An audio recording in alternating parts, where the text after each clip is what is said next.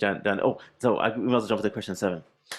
Sure. Yeah, so finally, question seven, and boy, as you know, this topic is very exciting. We can go on forever. But question seven. The Legend of Zelda franchise is known for its memorable boss battles. Without giving Mm. away specific details, well, you know what, to be honest, if you want to do it, go ahead. But considering you've only not played the whole thing yet, go for it. Can you provide any insights on the boss encounters The Legend of Zelda Tears of the Kingdom has, and did they deliver epic and memorable moments thus far? I mean, that's a big So question. far, yes, Oh my God. because Tears of the Kingdom is a direct sequel to Breath of the Wild. So classic enemies are back, classic bosses are back. Now in Mm, Breath of the Wild, there were officially 5 bosses. There were 4 major dungeons, and then there was the final boss. mm, But scattered around the world were mini bosses, what were classically the mid dungeon boss, but just naturally occurring out in the wild. And as you would walk along, you go, "Oh, I'll just go around," and you could choose to initiate combat. mm. They're back, in their classic form, a little bit more polished, but yeah, they're back.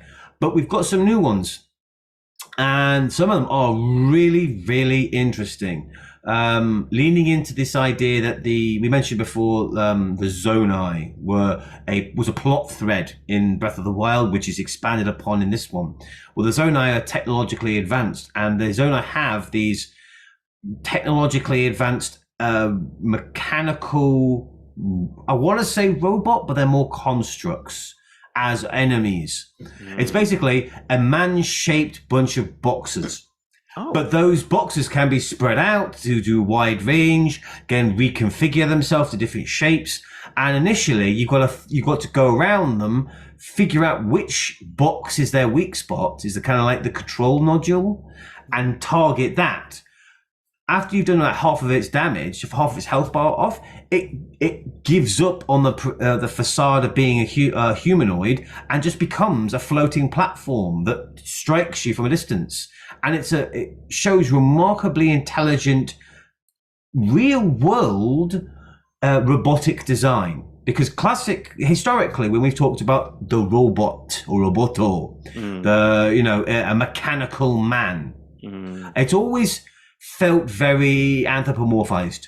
Classic robots always look like a human in some shape or form. They draw upon Frankenstein, making a monster in your own image.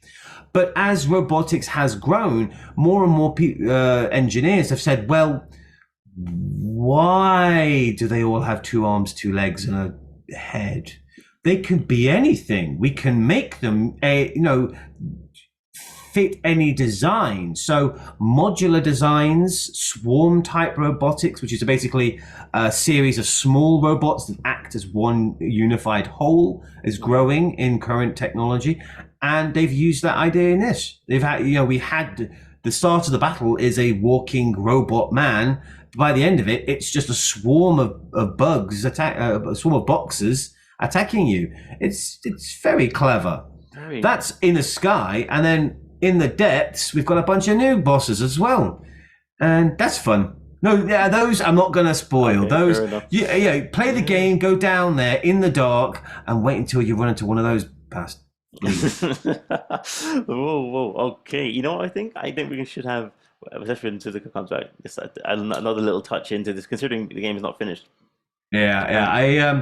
Um, I do consider the bosses as integral and truly memorable moments, characters, elements of classic Zelda. A Zelda game wouldn't be a Zelda game without an intricate dungeon and a truly terrifying or clever boss at the end. Something that tests your skills. You've got this new item, now show me you know how to use it. damn. But it is nice to know that, though, while we've lost some of these classic iconic characters, the idea of the boss, the challenge, an enemy that is in and of himself a cut above the rest, a top tier, or challenging in a new way. It's, this boss requires you to think outside the box. you might not see how to hurt them. You might not know what their abilities are. You've got to think on your feet, use the skills you've been polishing. You got to adapt. And it creates for this organic gameplay. These moments where you're like, aha, gotcha now. Yeah, my gosh, I gotta say, especially in excuse me, the nature of the Zelda game has changed so much since the Skyward Sword.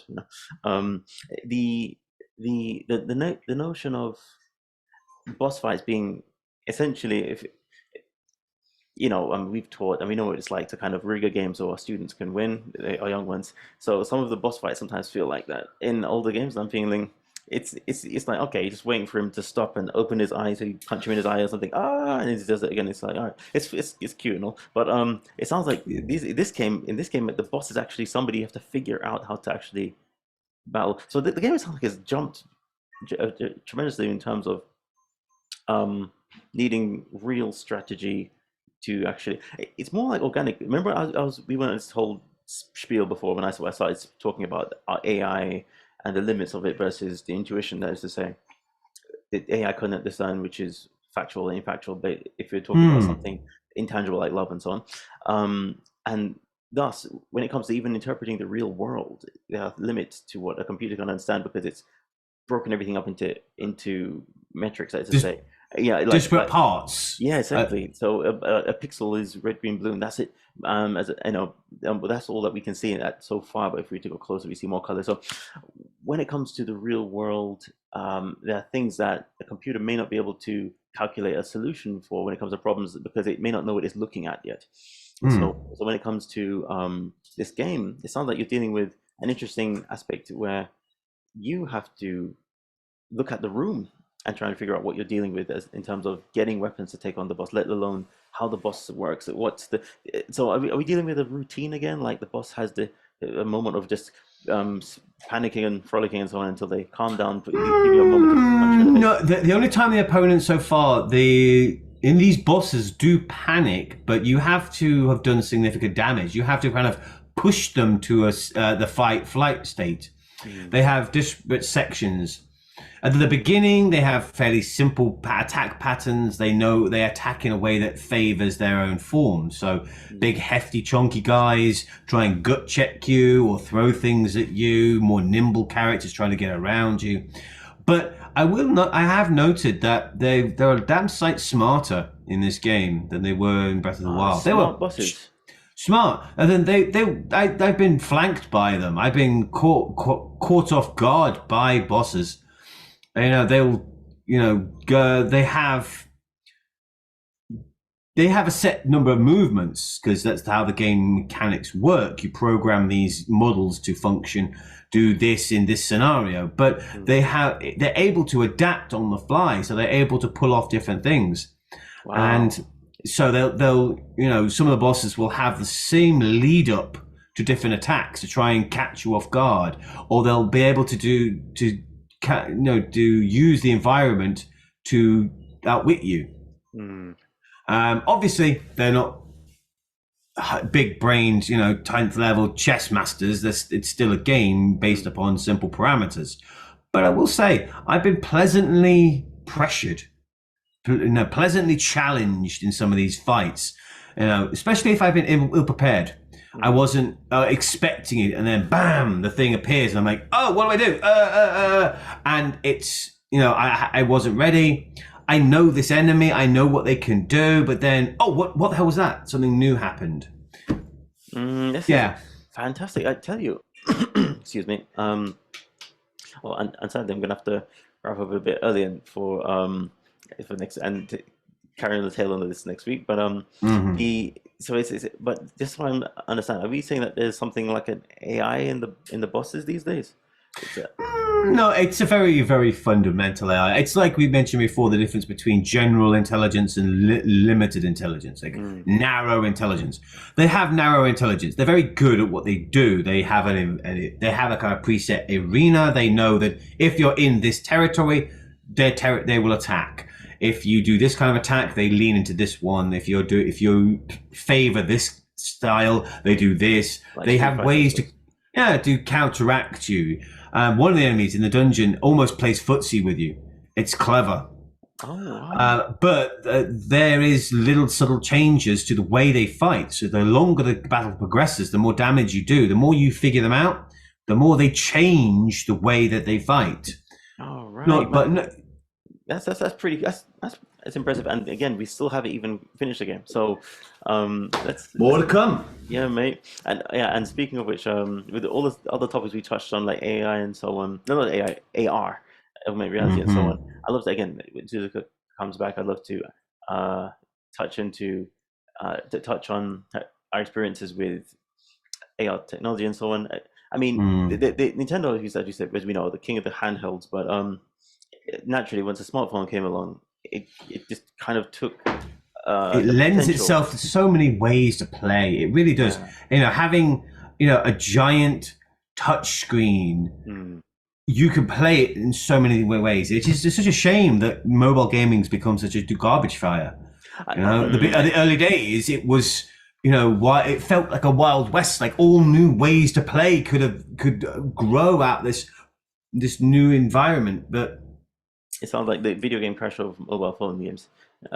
But that being said, true, true. we're still in the nascent stages, I suppose. I mean, I guess it's been a while, hasn't it? It's been, It's been a while. There are still good signs. People are mm, polishing and improving, creating better, more realistic games, and get to better ways to play. mm, And as more companies kind of lean into smartphones, Nintendo's got a few out.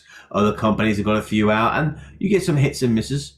But there is too many bad people acting in bad faith. Having, making a product for an existing platform, you kind of go into an agreement with that platform holder to be held to account. Well, the yeah, platform holder for these is completely hands off. mm, Anyone could do anything. So it would absolutely. require some kind of, I'm loath to say, veto, or someone at the top kind of shaping the direction, because that, again, Yeah. that feels like regulation, and Yeah, I suppose what you want that's is something. Well, when it comes to Nintendo's, of course they'll do that. They'll veto their own stuff.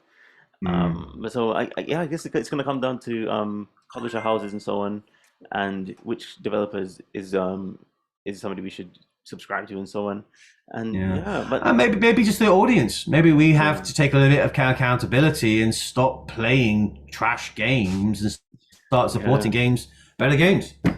That's it. Now, like I said, we're gonna have to do a part three, or this. I love to. Who knows what the next part will be? Maybe it may actually be a different topic, which has a half a Zelda, because I definitely want to bring Cisco back in. Like you said, I want to try and get an insider in the industry, to a technical Hmm. insider to give us some more insight. But that being said, I think even just talking about law is definitely enough, because you've added tremendous value to these discussions.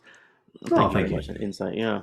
But that being said, I'm gonna always keep reaching onwards, because as gamers, we always want to just keep evolving, don't we? That we do. They say the game never ends. Yep.